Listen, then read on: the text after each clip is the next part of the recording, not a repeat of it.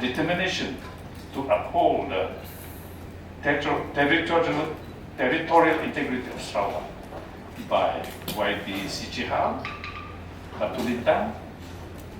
Second motion from him to seek the state government's commitment to resolve and mitigate flash floods in Kuching City, also from Sijihal, Batulintang. Third, under Standing Order 23, to resolve that the state government of Sarawak do, without undue delay, proceed with its demand and negotiation with the federal government on the devolution of powers by Yang Berhormat Chong for Kota Sentosa.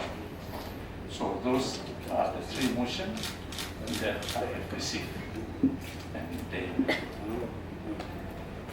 move the motion in the bill.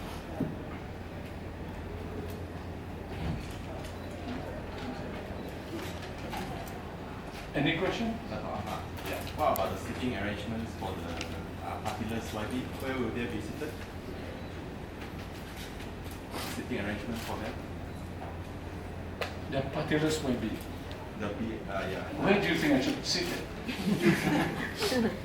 Where is the seating arrangement for them? The seating arrangement you will see on the 7th, based on posts, the post they hold, based on their seniority. But they will be seated together with the BNYB. Definitely. Yeah. Yeah. So this is the speaker. The BN decide and part of the U. So 10 opposition. So the 10 opposition will be 10 only. The rest will be 10 among the YB, among the Barisan Nasional. So it depends on their position, their seniority. Position the whole and the seniority dominated. Largely this one. And the partyless will be the direct BN candidates. They will be seated among the BN backbenches or front bench. Datuk Ahmad, 20 lebih daripada adu yang telah kembali. 29. 29. Ya. Ini apa nasihat Datuk Ahmad kepada mereka? Sudah. Saya sudah beri nasihat kepada mereka. Apakah bentuk nasihat? The advice is to follow the standing orders, how to address the other honorable members on the dress code, and so on. How to address, not to call the other members by name, and then to address them by the constituencies and to observe the dress code, which is, if you wear suit, it's dark, and then if you have the uniform, you wear the uniform with the state members and so on. They were posed by certain quarters, certain people for the state legislative assembly to sit more regularly than what it is now, considering that now we have 11 seats. What is your comment on that? This is our first meeting after the recently held state election. So at the moment, we are still using the usual practice. Therefore, later on, it may be suggested for the cabinet to reconsider whatever suggestion for the new parties, because Act 71, the state legislature of Sarawak, is the oldest and the largest. Act 71. Now at 82, it's just not far from the national parliament, which is 222. This is 82.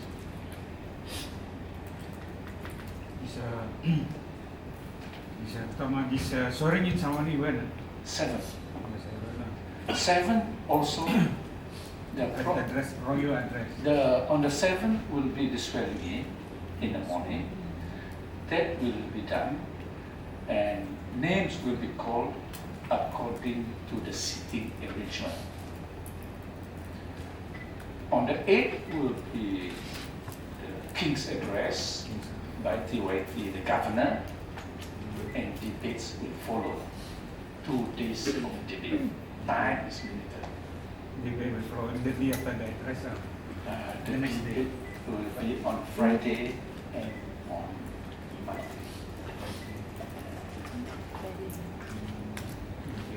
Royal address. Yeah, on the address.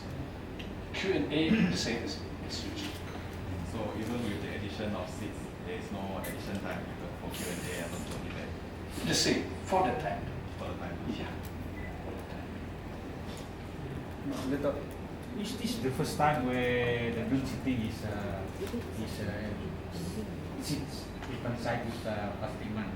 Yes, it's the first time.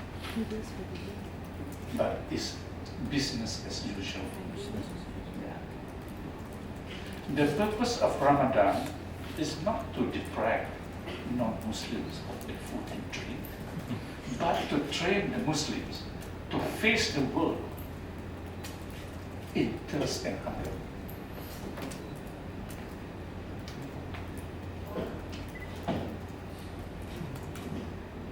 In its how many years, 100+ years history, this is the first time. Yes, this is the first time. Because the Muslim calendar is lunar, like the Chinese calendar. So every year it comes early. Can't escape. Do you see it timely for the group to sit more regularly to have more time for the practice? Yes, You see it as timely. yes. But it's a cabinet decision. But Not so will you suggest to the cabinet? Yes. Okay.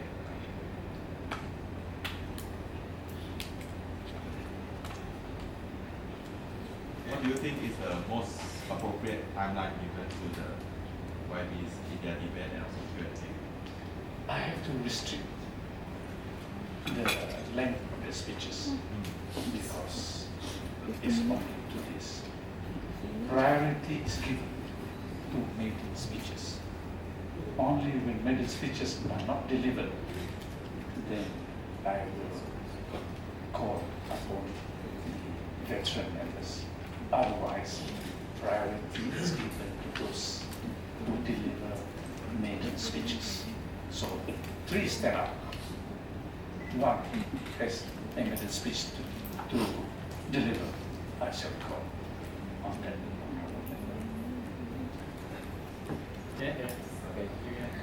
Okay.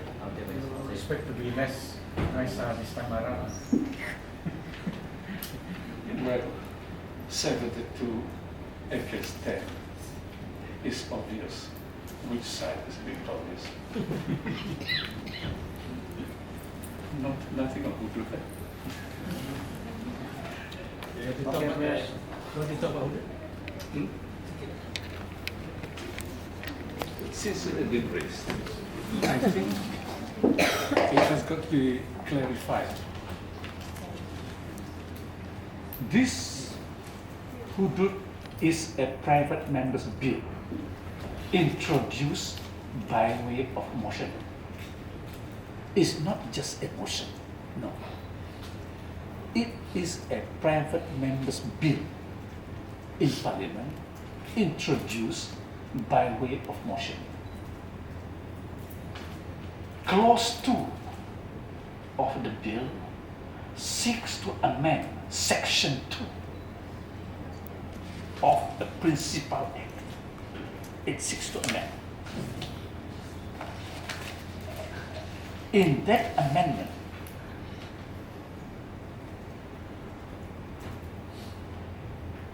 you have the expansion of the criminal jurisdiction of Sharia at state level only on Muslims. Only on Muslims. What this amendment means is this. in a joint robbery by 6 persons. 3 are Muslims, 3 are non-Muslims, in a joint robbery, the same act. Upon conviction, the 3 Muslims will lose their limbs and the non-Muslims will just go to prison. That means there is a discrimination against Muslim, because for the same act, the 3 Muslims have their limbs amputated and the non-Muslims just go to jail. There is a discrimination against the Muslims, and there is unequal treatment before the law because of religion. As such, this amendment flagrantly violates Article 8 of the Federal Constitution. Article 8 says, quote, Article 8, bracket 1, all persons are equal before the law and entitled to the equal protection of the law. Bracket 2, except as expressly authorized by this Constitution, there shall be no discrimination against citizens on the ground only of religion, race, descent, place of birth, or gender in any law. So this amendment flagrantly violates Article 8 of the Federal Constitution because there is no equal treatment. The Muslims are being singled out and there is a discrimination against them. For the same act, a severe punishment is exacted on them. Therefore, this amendment need not be debated. It can be thrown out because it's unconstitutional. Since there is the case, then why was it allowed to be tabled in the first place? It can be tabled, but when it's tabled, it can be dismissed. It's unconstitutional. Flagrantly violates Article 8 of the Federal Constitution, whereby all persons are equal before the law and entitled to be equal to entitled to the equal protection of the law.